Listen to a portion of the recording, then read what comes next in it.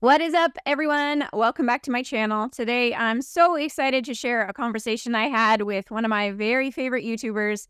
Steve Nobel is a spiritual author. He's a 5D ascension coach, a healer, a YouTuber, and a podcaster. And today we had an incredible conversation about multidimensional psychic protection and how to protect and clear your energy. Now, if you have any questions for Steve or I about psychic protection, be sure to drop them down in the comments section. And if you enjoy this type of content, then be sure to hit subscribe and the bell to be notified when I post a new video. Thanks so much for watching and enjoy this amazing conversation with Steve Nobel. So before we get into it, I just wanted to tell you that we were having a conversation around the dinner table last night, and this question came up: what's your favorite YouTube channel? And of course, my 8-year-old son said, Mr. Beast. But I was like, Steve Nobel. Mr. Beast. Steve Nobel is my favorite. Yeah.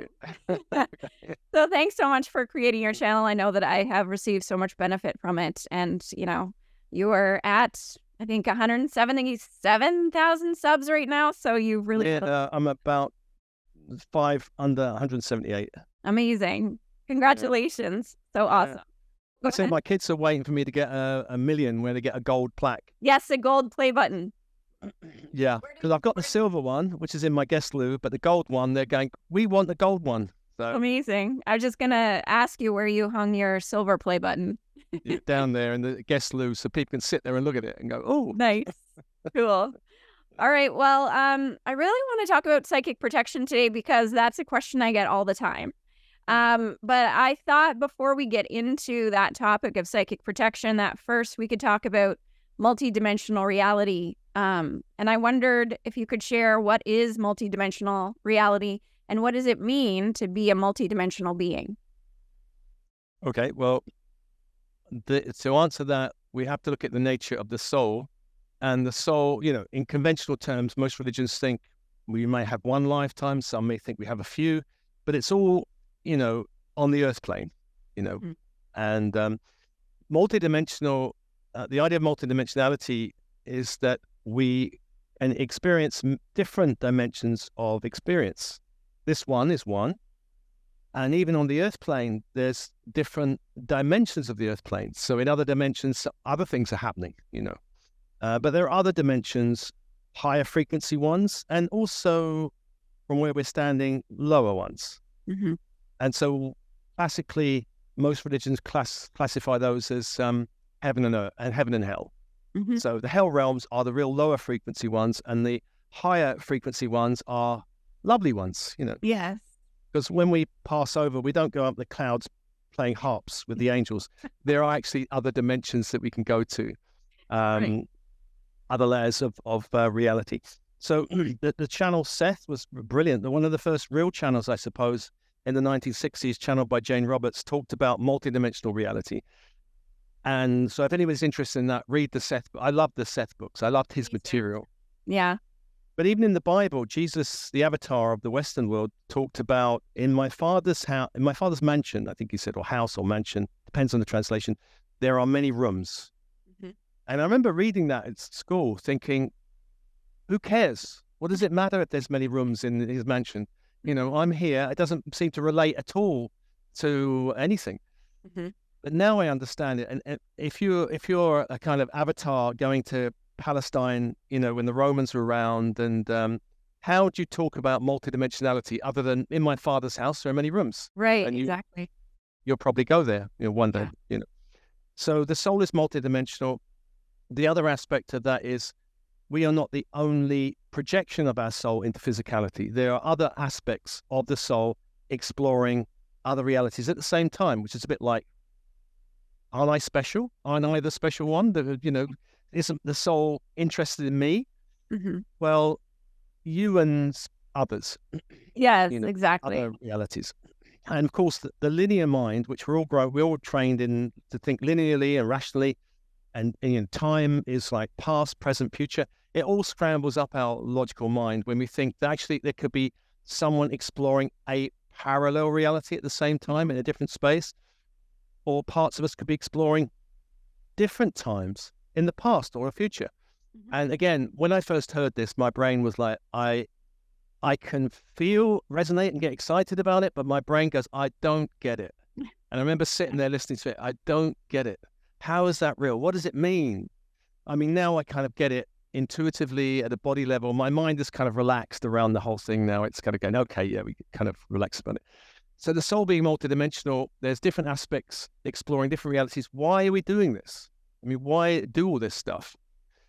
The most basic idea is that the soul is a spark of light that has kind of been projected out of, you could say God, Goddess, all that is, the kind of the universal mind or whatever, and is exploring separation.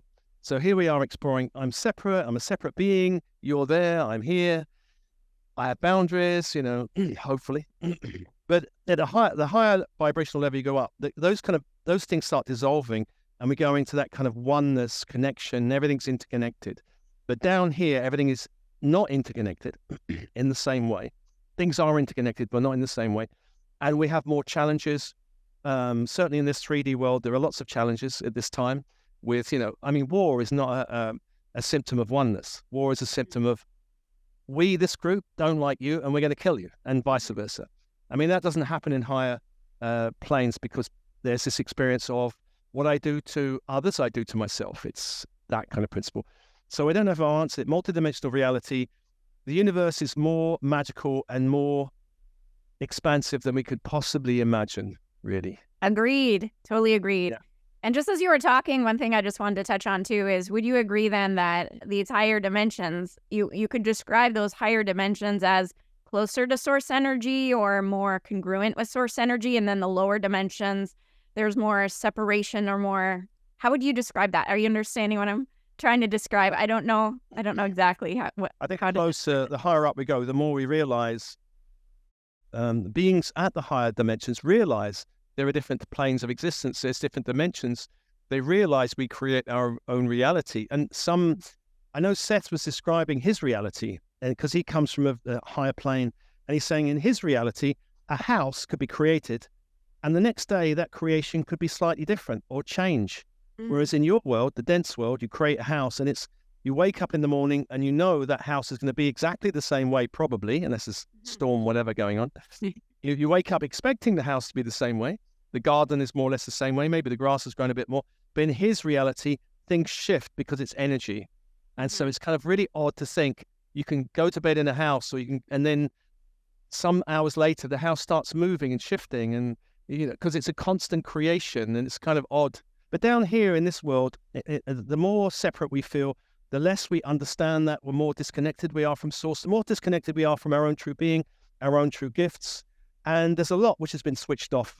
To play the game down here, we have to switch off from a lot of stuff, a lot of wisdom and knowledge and gifts, to be able to play this game of us and them, male and female, the good guys, the bad guys. But when we start waking up, we start to think it is a game of consciousness. But when we're not waking up, it's real. You know, what the government says is real, and the economy is real, and money is real, and all these things are. But the higher up we go, the more we realize everything is energy, everything's consciousness, and everything can be manipulated by the mind, by intention and focus. But most people in the 3D world don't know that.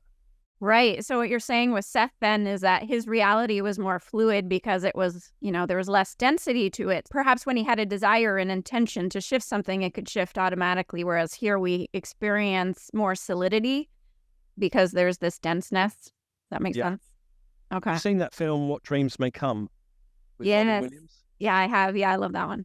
Yeah. That's explaining the astral planes, really, how the astral planes are completely fluid and movable, and you meet people and they can even change their identity. At a higher level, that kind of goes on in a kind of similar way, but there was a whole thing around him going to rescue his wife who was in a kind of hell realm who committed suicide.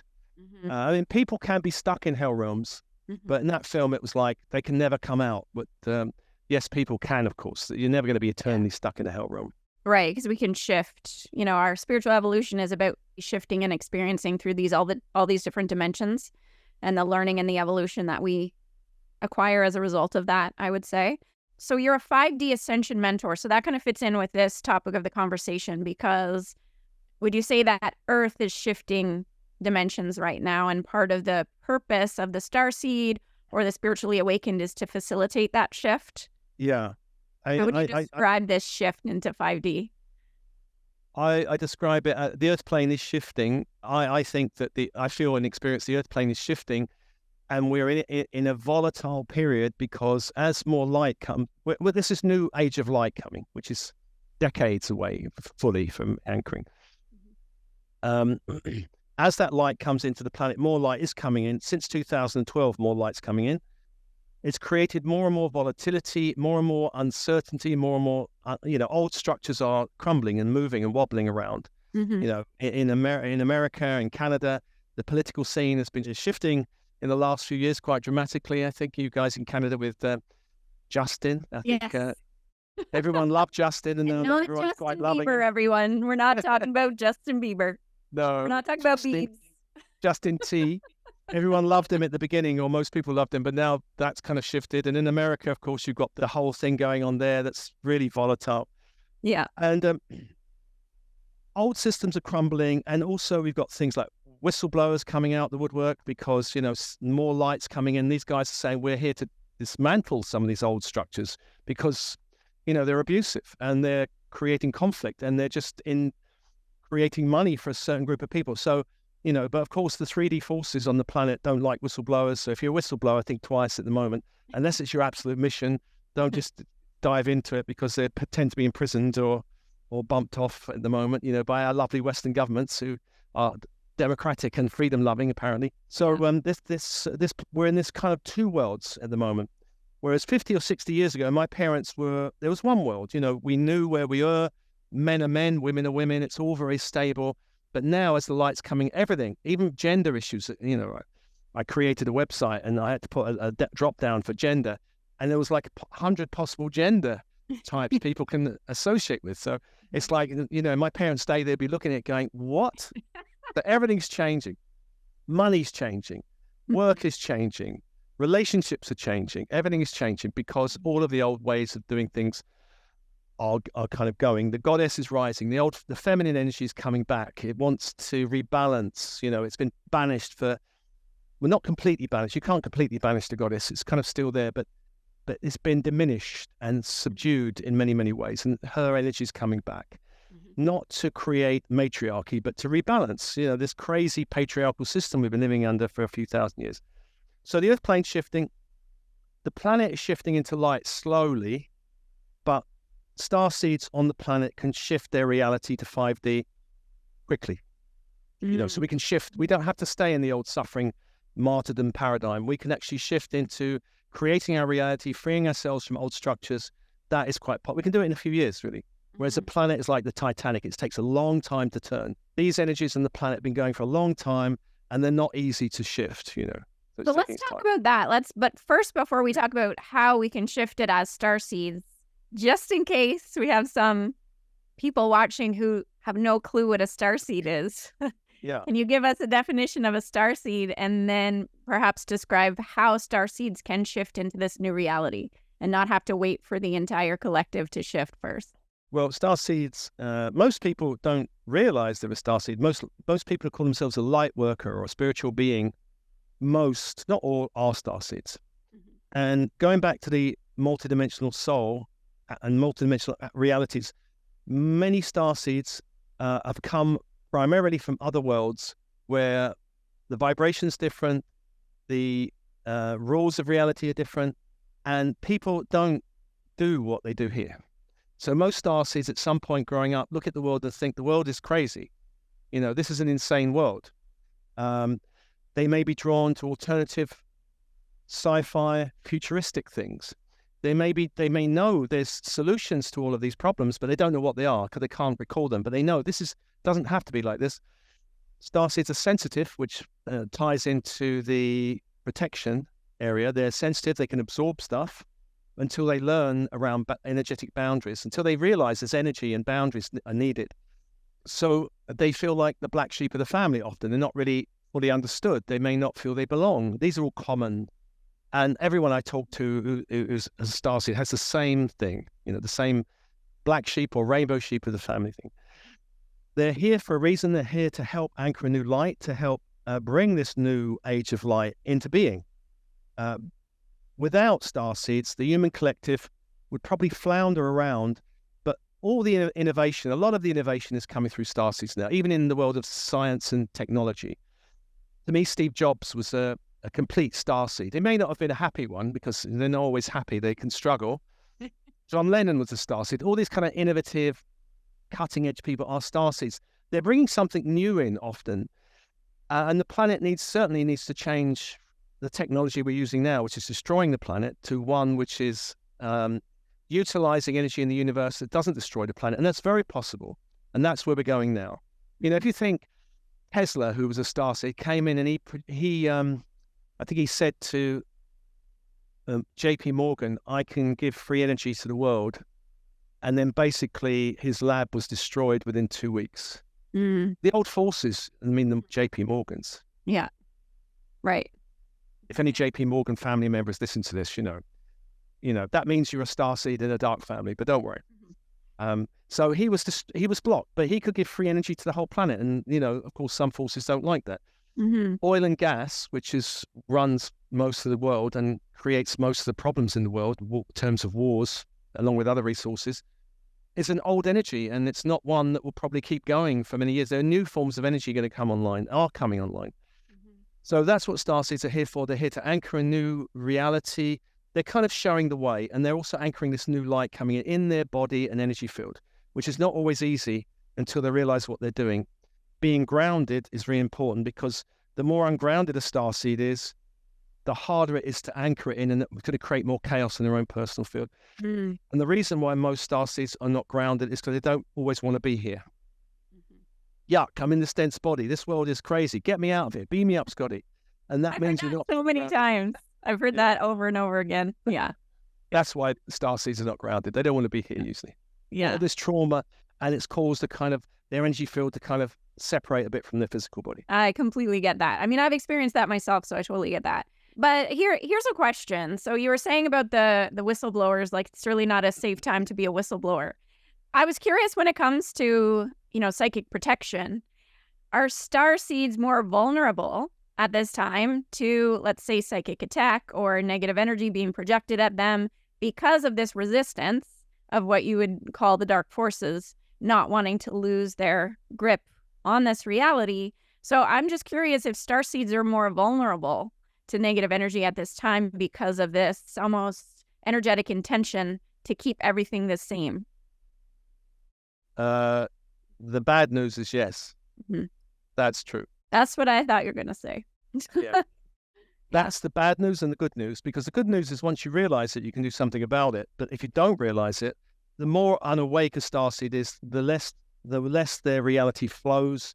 They may even create some crazy scenarios. They may even get themselves really stuck and, go down some real dead ends. But then once they start waking, and sometimes a dead end wakes them up, I have to go down a dead end, get whacked a few times by the 3D world, and then you go, well, there must be more. I have to start exploring. Starseeds are vulnerable because I think it was around the turn of the century, around the 2000-year mark, that dark forces became increasingly aware of what was going on. Up to that point, they were kind of going, something's happening. We're not sure what it is. There's a load of souls coming in that don't really vibe with us, but, we'll deal with them. But somehow there was some kind of waking up moment. I don't know really who knows what goes on behind closed doors.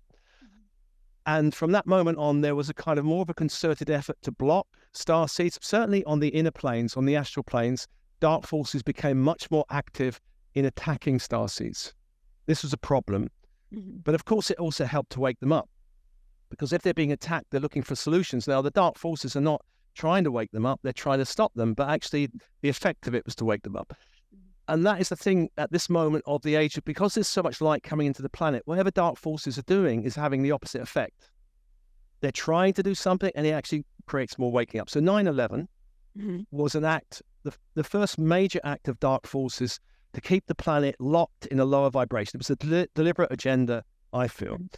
And what it did was help wake even more people up.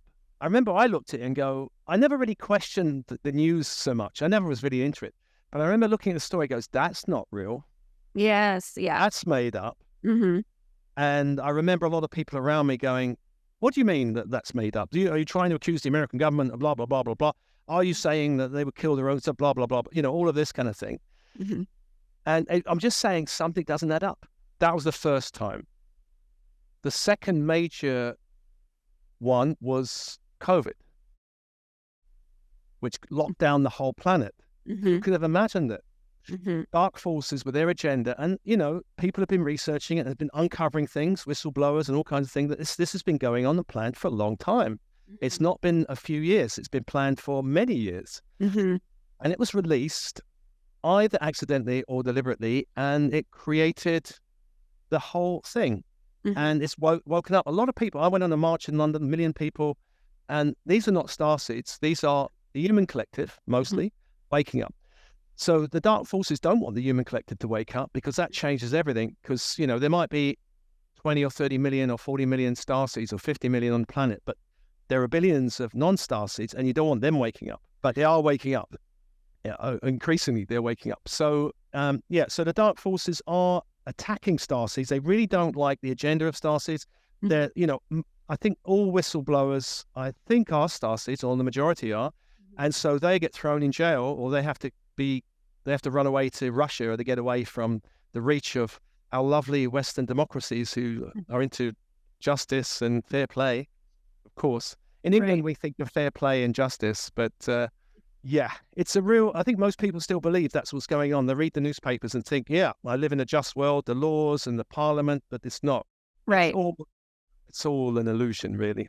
Right. So, yes, what starseeds need is protection from energetic attack from the inner planes, and also in this world that people might attack them energetically. Yeah. And because they're so sensitive, they're going to feel it even more than anybody else. Imagine someone who's an alcoholic having a drink. To them, it's no problem. Mm-hmm. But if you're a teetotaler, like starseeds are a bit sensitive, and they have a drink, it's going to knock them out. Yeah, and definitely. We have to be protected against dark forces and negative stuff going on the Earth plane.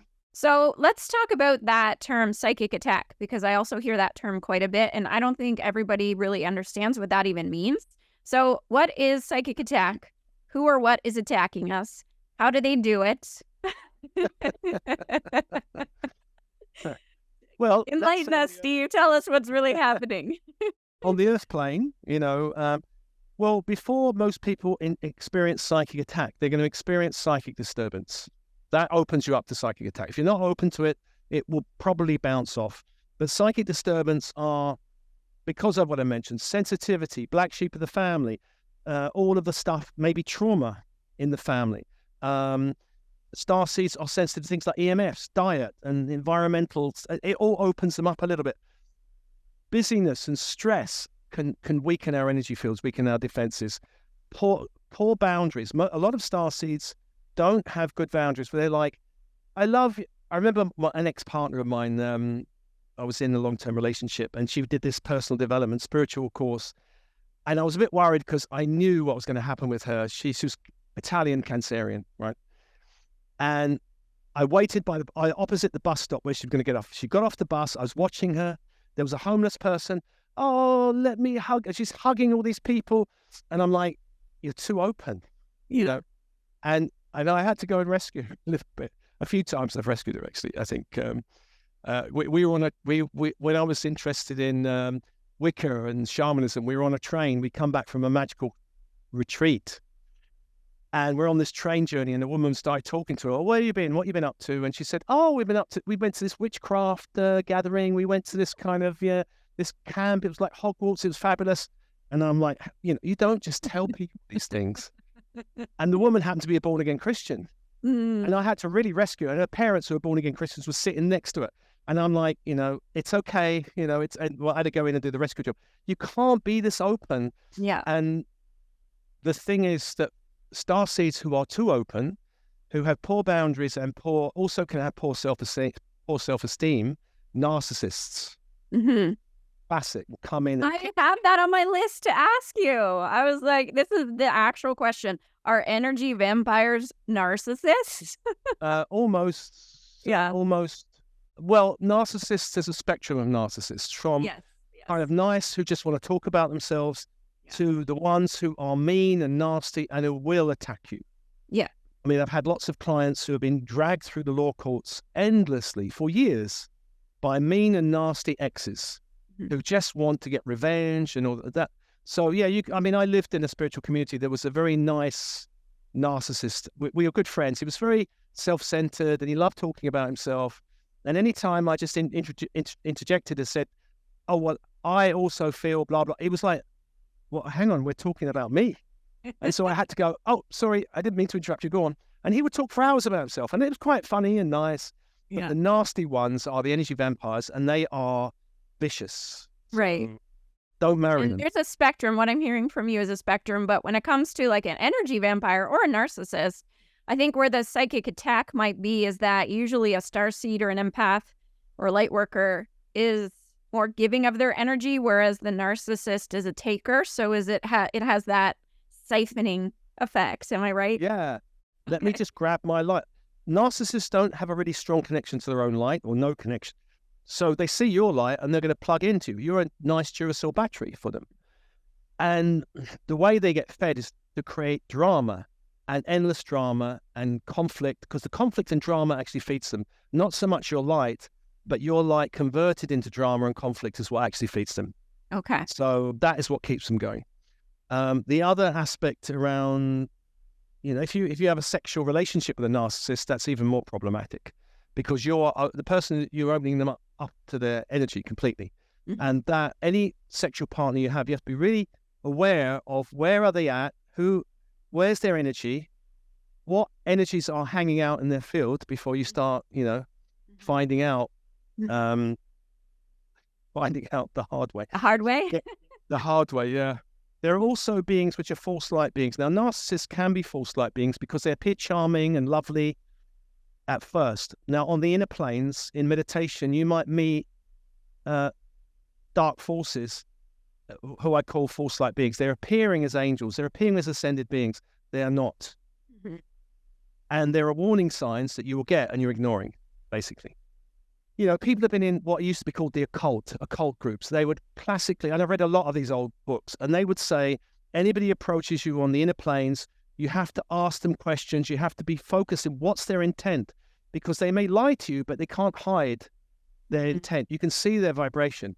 Yeah. Are you for the highest light? Yes, but you can tell when they say yes, I get a shudder in my field.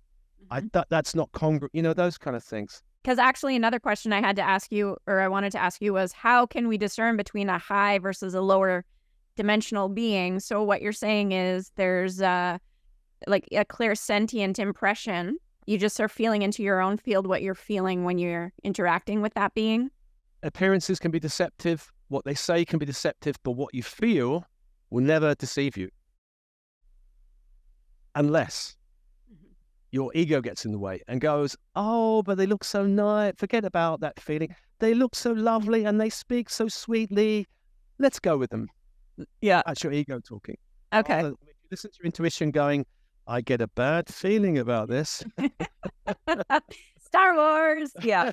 Star Wars is like the best, the best spiritual text. Feel all the force. Don't listen to the force. Like, our intuition, our first and most primary connection to our intuition is our feelings and our body.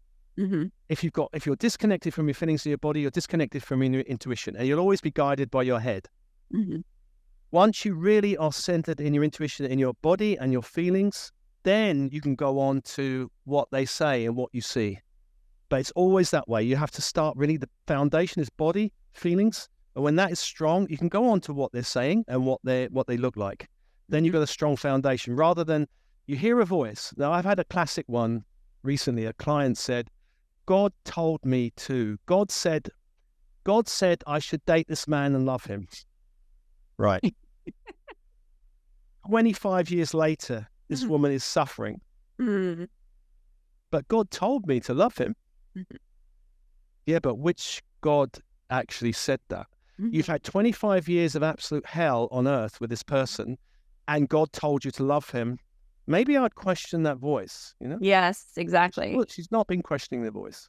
Well, can I just say that what you mentioned earlier about the importance of being grounded is intertwined with this, because if you're not grounded and in your body, then you lose touch with what you're saying, like you're not connected to your body, so you can't feel really your clairsentience through your energy field and your energy body and even your somatic sensations. Yeah, because once you really ground, connect, know your core, who am I? What am I feeling? Where am I centered? Body, connected to the body, connected to the earth. That's the kind of beginning, isn't it? Mm-hmm. Then you can open up to higher forces. Open up to your higher self, open up to guides and ascended beings, and you're more likely to have a truer connection if you're connected that way. I knew a healer. I can't give too much detail. Very, very successful healer, earning very well. Bought, a house for a few million in UK. So doing well, paid cash for this house. Doing okay. And I knew this person quite well, and I got to know her energies and her entities around her.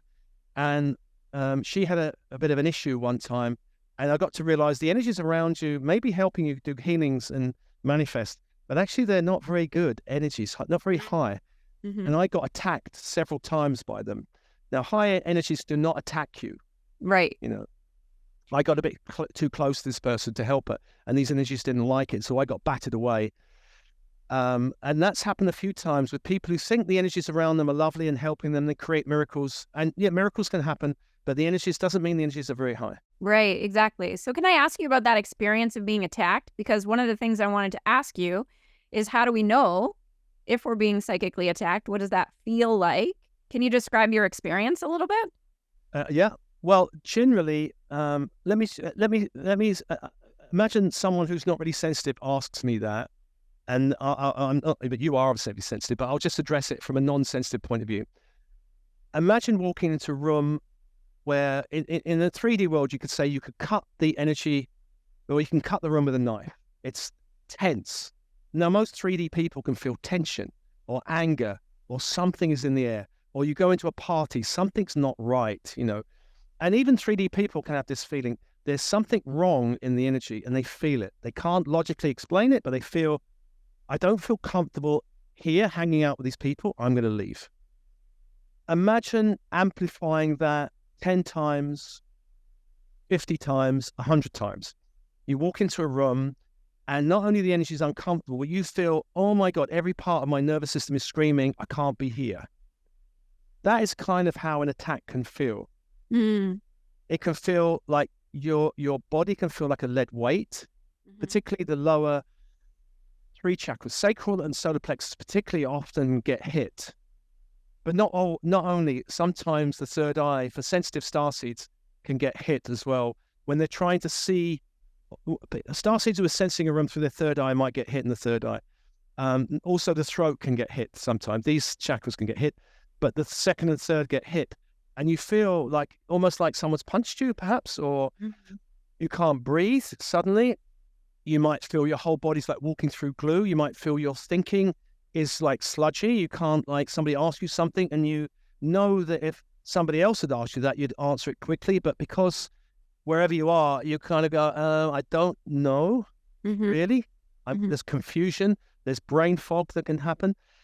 There's emotional, you might start feeling emotions. That's like, you might feel fear is often the classic one. If you're being attacked, there's a certain anxiety. Your inner self starts to feel anxious about being attacked. Something is happening. Your inner child selves or vulnerable selves start feeling, I've got to get out. This is not good. Anxiety, fear, or even a kind of dread or terror. It depends on what's happening to you. That can start hitting you. Or it might be that you feel someone's about to immediately attack you. Can even be like that. So if I were to look clairvoyantly on like the energetic plane, would you say that what's happening is this siphoning that we were talking about before, or what's actually happening energetically? Okay. Coding can happen. Oh, okay. Someone plugs into you. Yeah. Okay. More than coding, there can be etheric weaponry, darts. You can actually feel that something's actually penetrating your energy field and jabbing you, and it could feel like your energy's being pulled out. Part of you being sucked out, perhaps. What else can happen? You can feel like your energy is closing in, like the doors are like the walls are closing in around you, and it can feel like that energetically. Your energy field, which might have been bright and clear before, might start to feel cloudy in certain places or very dark. or Right. black in certain places, or dark black red can happen, or muted colors, bitty browns, vomity greens, that kind of common, or yucky yellows, those kind of things. If the attack is severe, you might have openings happen or tears and rips in your energy field. So actually you might start getting black openings in your field that it's not like an energy is just kind of hitting you. Your energy is responding by opening to lower dimensions or being ripped. So your energy starts draining or other things come in to your energy field. That can happen. Your chakra system sometimes can be affected. Sometimes chakras can be switched off. Sometimes a chakra can be reversed. So the spin is reversed. So they either stop spinning or they spin in the wrong direction? Yeah. Okay. There can be a clamping. So it might actually feel energetically that something's clamped or clamped over or clamped around or locked. Can happen. Depends on the nature of the attack, really. So when you say all of these different ways of affecting our energy field, ultimately what it would boil down to maybe is just limiting our own light or limiting source energy from emanating through us. Is that it sounds like there's all these different ways of doing it, but at the end of the day, is it limiting or contracting or blocking our own light from coming through in our own personal resonance and our own divine blueprint and mission? And all of that can get switched off. Also, the expression of your gifts will get switched off. Oh, okay. The expression of your mission in the world will get switched off. You won't know, well, what I'm here to do. I don't know why I'm here. I don't know what I'm doing. That can get interfered with. And it could be in a kind of benign way as well. I mean, even though it is interference, for example, imagine two parents who are not starseeds have a starseed and they just project fear and worry onto that starseed continuously because they think this little Johnny is different. Little Johnny's a daydreamer. Little Johnny's, he needs to be protected. And so basically those parents project. And so that's a kind of benign interference. It's not black magic or kind of psychic attack, but it's a form of psychic attack, but it's done in a kind of way that the parents might feel, we're trying to help Johnny. Right. We didn't realize we're blocking him or we're blocking him to protect him. And I've seen a lot of clients where energies and entities, even benign energies, are blocking someone because they're trying to protect them. Because in some other lifetime they got killed, so we've got to kind of protect them now. And they've had these energies around them blocking them. So that's a kind of benign attack, really. I understand that, because ultimately what's happening would be a projection of their fears onto the starseed, let's say, which would be a lower frequency vibration. So even though they think they have a high intention, at the end of the day, the vibration that they're projecting would be one of a lower frequency fear or worry. Yeah. Yeah. Okay. My parents, I think, projected onto me. I remember my father said, this is a kind of really weird one. He said to me as a young teenager, don't trust Steve with electrical stuff. He'll only blow it up or destroy it or something like that. And I'm like, well, I'm only 10 or 11 or 12. How on earth did this come about? I don't know. Yeah. Whereas my brother's an electrical engineer, trustworthy completely. But me, don't trust Steve. I don't think I ever touched anything up until this time. I don't know where he got it from. But I remember when I started waking up, I remember in someone's house, and I was doing some DIY for them. I was kind of in a let scheme where you swap, I'll paint your house, you'll give me crystal healing, something. Nice. And I was doing some work for them, and the electrics blew up. And the woman said, I knew you were going to do that. I knew that was going to happen. And at that moment, it just flashed back to my dad, and I realized I had been carrying this nonsense for years. I mean, now nothing will happen. And I had to completely reverse that program in me and let it go. I mean, it was just kind of, I don't know, it was a negative projection turned into a program or a belief inside of me. And often parents' programs and projections can turn into beliefs which actually start manifesting.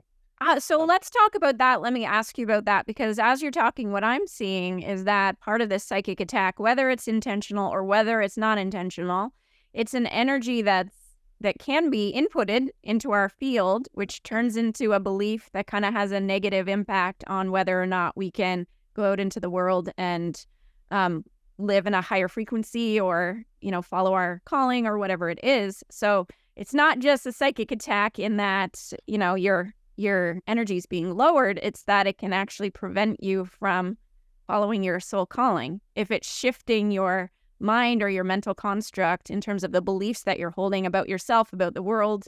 Yes. It's a kind of originally a benign kind. Nobody would think I'm hurt. Most parents want to help their children, most, not all. Yeah, right. But especially if there's some traumatic event associated with the statement or the projection of energy from the parents, it goes in deeper. It's more powerful. Because I think like part of the work of a starseed is waking up, seeing all those patterns within you, no matter where they came from. It's like seeing the beliefs, the ideas, the mental constructs, the energies associated with them. And then what doesn't really align with your higher self or source, then you start to, do your own work to release those from your system.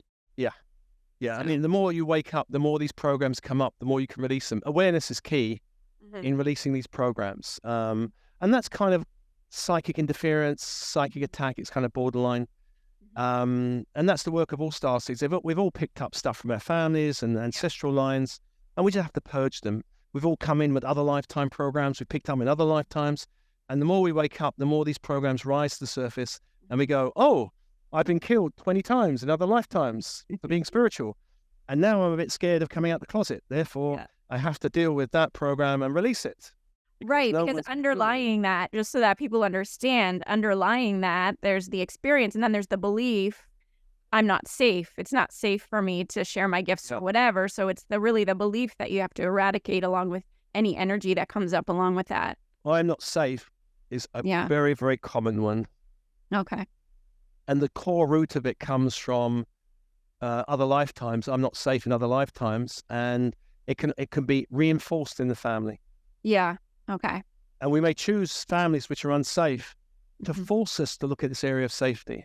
Right. Okay. So that's where the beauty comes in terms of everything having a divine purpose. It's because even if you incarnate and there's some difficulties, ultimately it's for your awakening, so that if you've got programs of betrayal, you might choose a family where betrayal is present. If you've got programs of secrets and lies being told to you, then a family around secrets and lies. If you've got a program of martyring your energy, sacrificing yourself, you come into a family where one of the parents will express martyrdom or victimhood or any of these things. They're there to show you, hey, this is a reflection of something you're dealing with from other lifetimes. And of course, to the degree we're unawake, we go, oh, my family, they're crap, but the moment we start waking up, they're going, oh, wow, like my father and my mother and father blocked me from following spirituality. They go, no, not doing that. No, this is all weird.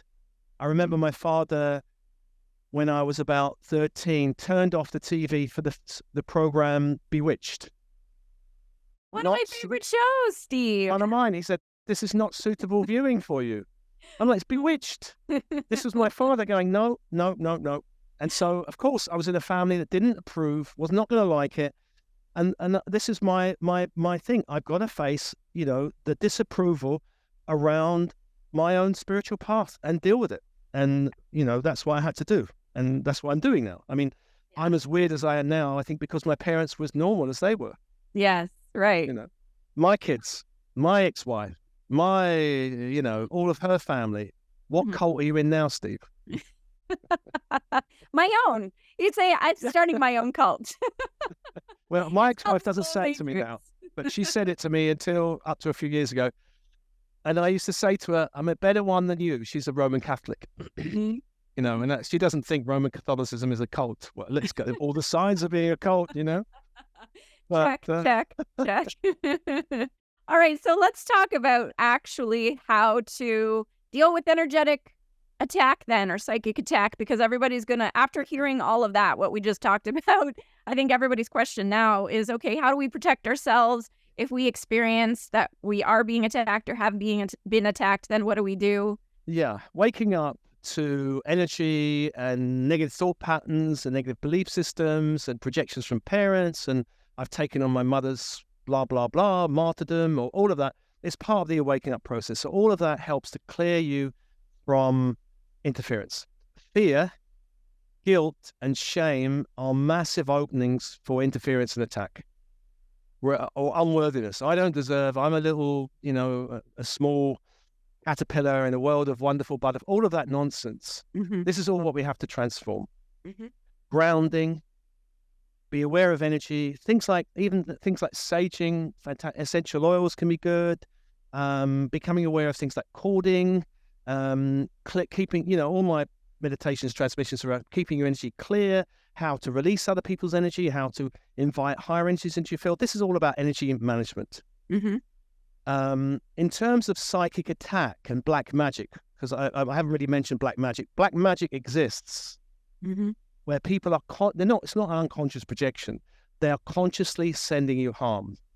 Now, in the Western world, it's rare, but it happens. In the third world or developing world countries, it's common. If I got clients from Africa or Haiti or the Caribbean, you can expect some of that to be going on. Or the Middle East or India, it happens. People will go to someone and pay for someone to attack, someone. Now, that happens, and the more professional you're up against, the harder it is, and the more vigorous you've got to protect yourself. One thing you can do is seal your energy fields. There's all kind of dissolving cords. Any belief around unsafety is a big one, because the more you have a feeling of I am not safe in this universe, the more likely you're open to attack. The more you believe in black magic, the more it can affect you. It doesn't mean it won't affect you anyway. It can still affect you quite strongly, but the more you believe in it, it can actually kill you. In old tribal cultures, a magician would point at you and you drop dead. That would happen. Nowadays, it doesn't happen like that because most people don't believe in black magic, but it can still cause serious illness and problems. Boundaries, dishonoring your boundaries, neglecting energetic hygiene. It's a bit like, I don't need to shower. I don't need to look after my energetic health. All of the, you got to clean your energy. You got to protect it daily. Be aware of who you're sleeping with. Be aware of who you're dating.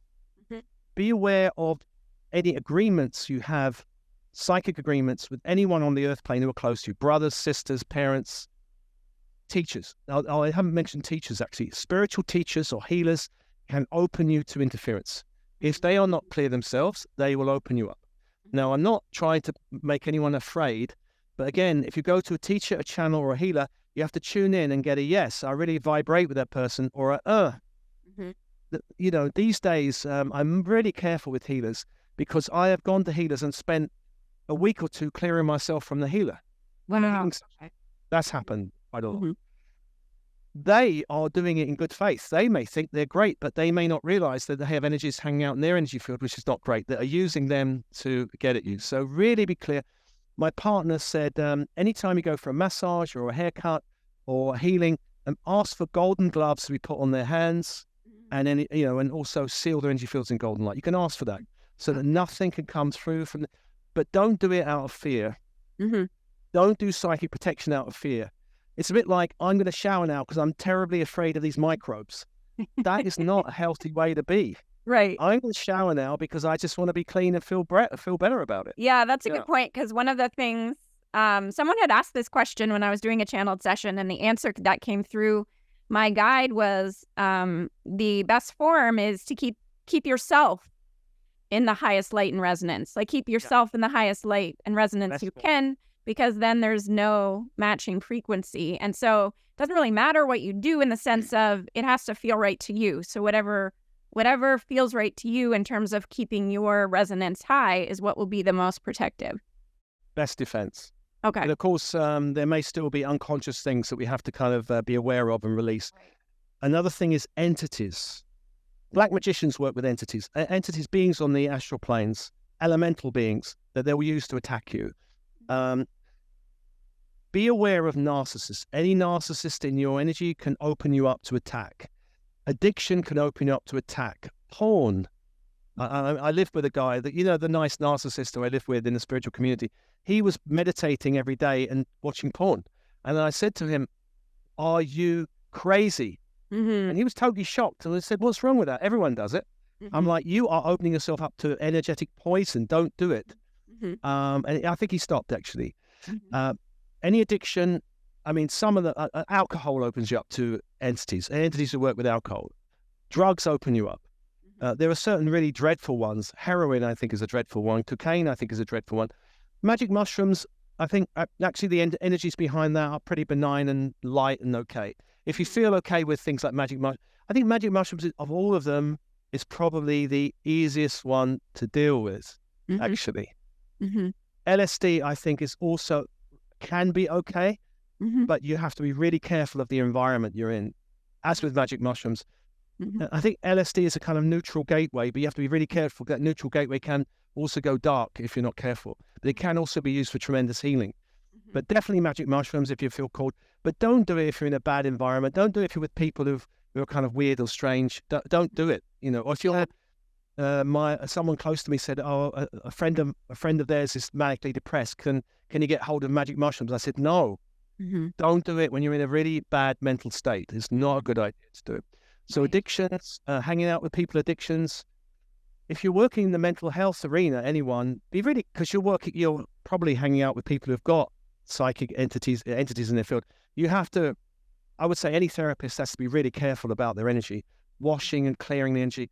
Otherwise, they'll start to get a bit depressed. They'll start to feel a bit heavy. You know, after a number of years, it's just one of those professions. It's a bit like hospitals and mental health institutions. They can be a bit heavy places. Really clear yourself. I just want to put a plug in for you, because I think doing your meditations, I've never felt so clear sometimes after I do your meditations. So just so that everybody knows, when we're talking about clearing your energy, one of the ways that you can do that is do some of Steve's meditations where you're actually clearing your field and visualizing that. Yeah. I mean, most of my tracks are about clearing your field and protecting your field and lifting the vibration of your field. Most of them have that element. Some are very strongly about releasing negative projections, releasing energetic interference, releasing cords. There's all kinds of ones. I've got a playlist called Psychic Protection that you can find on there. Releasing interference in the chakra system, releasing sexual interference, all of that. The other thing is, if you meet someone, you may be really, actually another point, you might be really open to them because not only because of the sexual element, but if you've had a lot of karmic interactions with them in other lifetimes, particularly magical or tantric or sexual, then you're going to be even more open to them. Okay. So you have to be careful. You might feel, I feel a great soul connection, but still check in with that soul connection. Is it right for you to go there? Because they may feel, hey, my soul tribe, my twin flame, another big one. My twin flame has turned up. Another one. It's me, the amount of interference I get from people who had their twin flame turned up. And the amount of people who get really angry about, no, twin flames are lovely and they're real. I met my twin flame and great. But for a lot of people, it's false light beings or beings which are not okay. Yeah. Okay. I met a twin flame, really intense, really super intense. She kicked off my second awakening in 2010. Energetically, amazing chemistry, amazing. Even synchronicities around it, amazing. The dreams, angels telling me, blah, blah, blah. But I got hit so badly. And it was actually a really good lesson for me to go, oh, wow, I got false light beings were telling me stuff. I just believed them. I got whacked. I got switched off for 6 years. Chakra switched off. My throat chakra was switched off for 6 years. I couldn't meditate. I was disconnected. It was a lesson, which is why I can speak so passionately about this subject, because it's not like I haven't been there. So you didn't check in with yourself in that situation. You kind of assumed that the quote unquote magic you were feeling was maybe a feeling of resonance, and you didn't check in a little bit more deeply. My experience up to that point had all been magical and lovely guiding and synchronicities, and I'd never encountered anything like that before. So I was really naive. And so it was a big lesson in naivety. And really, even though when I met her and she was doing stuff, and energetically, I thought, I'd never done this with anyone before. We were doing joint meditations together, and we created this temple together in the astral planes. And we went and visited each other in the astral planes. I've never done that with anyone before. But my God, I opened myself up in a way that once those entities hit, I had no defenses. And I got hit badly for several years, 6 years. And how did you recover from that? How did you clear yourself after? What was your process? None of the stuff that I worked on for the previous 20 years worked. I went and saw about a dozen or so healers, maybe as many as 20 healers. Mm-hmm. Only 2 had any idea what I was going through. Mm-hmm. And those 2, one's over a year's period and the other one over a couple of sessions, pulled me out. Mm-hmm. Actually, after doing a year of healing with one healer, I went to the other one and she said, this person switched off your throat chakra. And I was like, I never knew that was possible. Mm-hmm. And it was true. Mm-hmm. And the reason I knew it was because once I cleared myself, I hadn't heard from this person for a few years, maybe 4 years, 3 or 4 years I hadn't heard from her. As soon as I cleared my throat, she emailed me. Wow. A few days going, hi, how are you doing? Just checking in. Just checking in. And then another later, she wanted to reignite the whole thing. And I was like, and I could feel the hands coming on I could feel it. And I'm like, no. Was that karmic, Steve? Was that from a past life that was coming back to be as a multidimensional life? Orion, difficult. I mean, the Orion is a Star Wars. If anybody watched Star Wars, Orion system is a Star Wars. So I had lifetimes in Orion, and I encountered this person in Orion, and you know, it wasn't all difficult and hard, but it was a mixture, and yeah, it was just very, very strong karmic connection. Very, very difficult. Very difficult. I met another person after that. You think I'd learned my lesson? I come out, I was doing this then. Another one.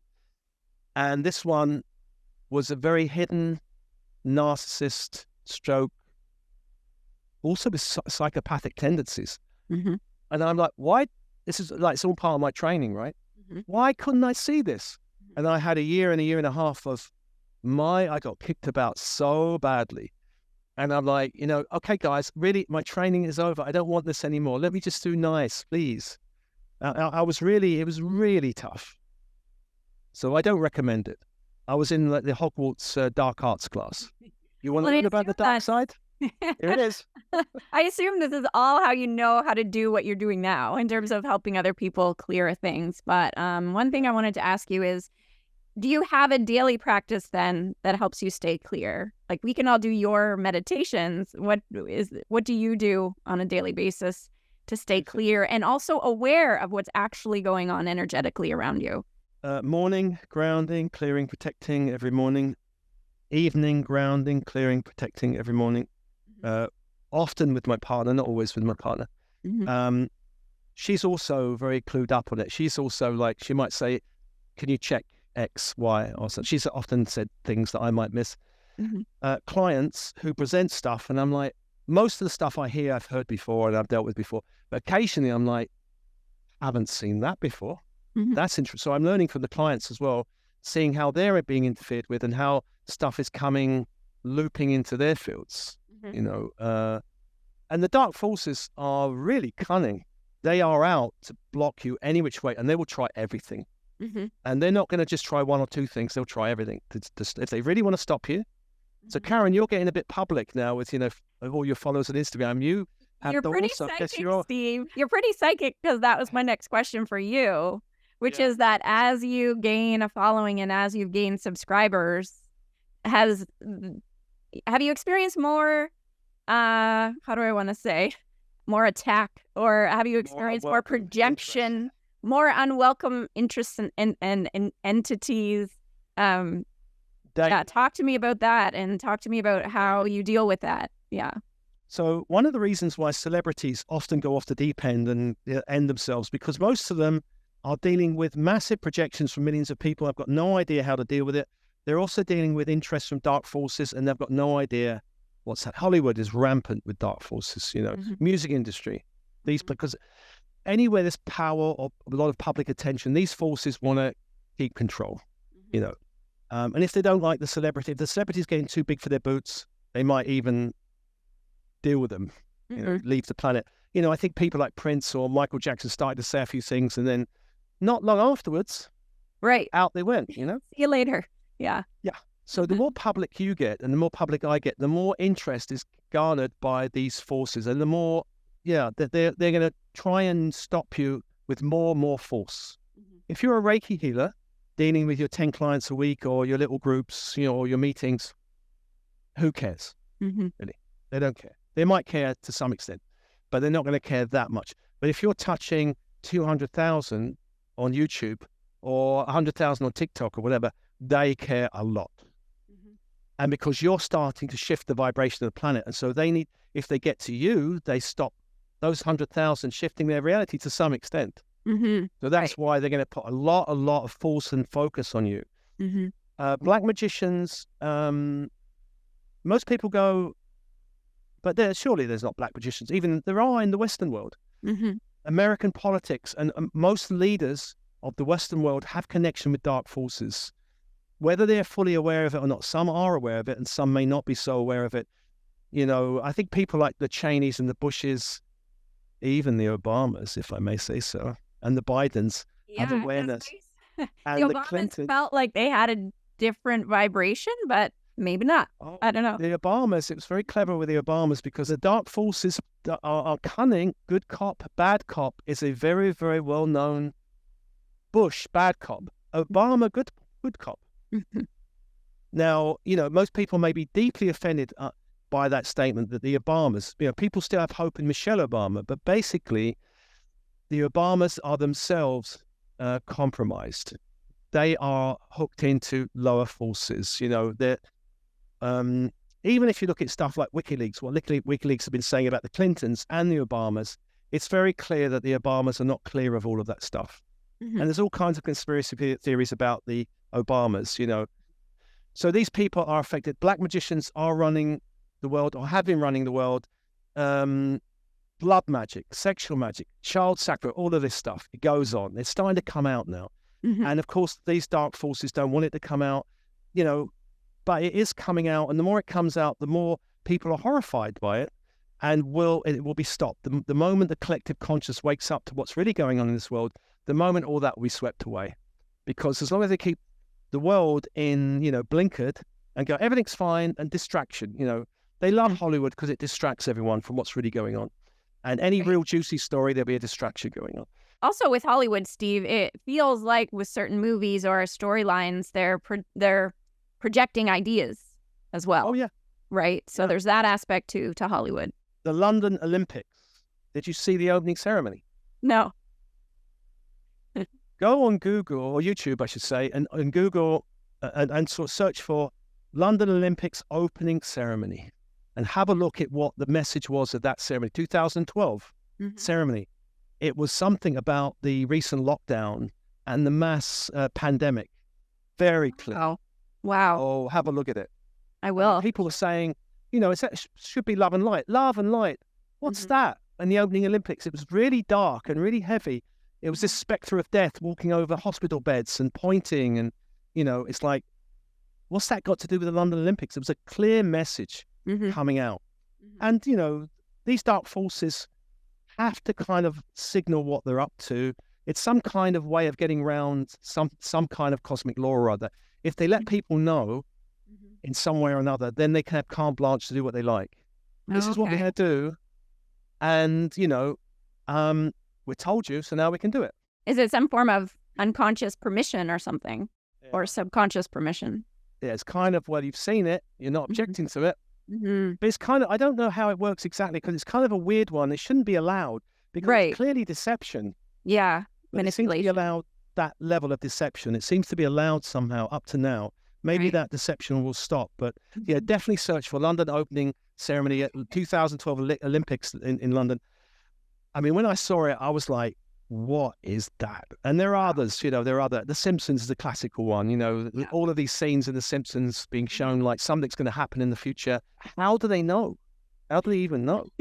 Someone said the Arcturians. Someone said, it might I saw that somewhere and it was like one of the animators or something had a Arcturian link. It's a channel.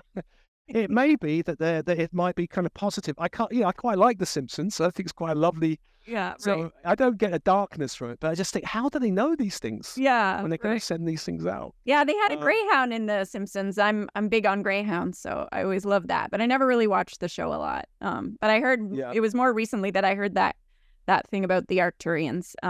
One thing I wanted to ask you, Steve, too, before we go, is obviously I'm thinking that you're a Starseed. And so my question was, Is there a star race that you identify with most strongly? Yeah, because I'm a bit of a wanderer. Like most starseeds are wanderers. Mm-hmm. So most starseeds would have a primary home, but it's confusing because you've been to many places. So which is the primary Yes. one? But I feel I had my galactic astrology done, and it really tied up with my experience. She said Syrian, which I had a strong connection to, but difficult, not always love and light. Difficult. My sun is square the planet Sirius, I think, when I was born, which shows difficult karma. Orion also would be there. Lyra, which I have a connection to. The one thing I wasn't really aware of, she said, what beyond Lyra is an Andromeda. Now, I'd never really fully connected to Andromeda, but it makes sense once you said it, because it's so far away in my lineage that, it's kind of distant memory. Andromeda, Lyra, Sirius, Orion. But I've kind of had connections. I think I've had to have a lot of connections to do what I'm doing. The Arcturians I feel connected to. I don't know if I've had any lifetimes there, but I feel connected to them. Pleiadians I do feel connected to, and others. But yeah, I think Syrians. So a lot of my transmissions have got a Syrian kind of connection. Energy to it. Amazing. And Isis, which is connected to Sirius, and Egypt, which is connected to Sirius, and also Atlantis, which is connected to Sirius. So I've got a lot of that. But I'm still working through my own karma, I think. Hopefully I haven't been too bad a person. Right.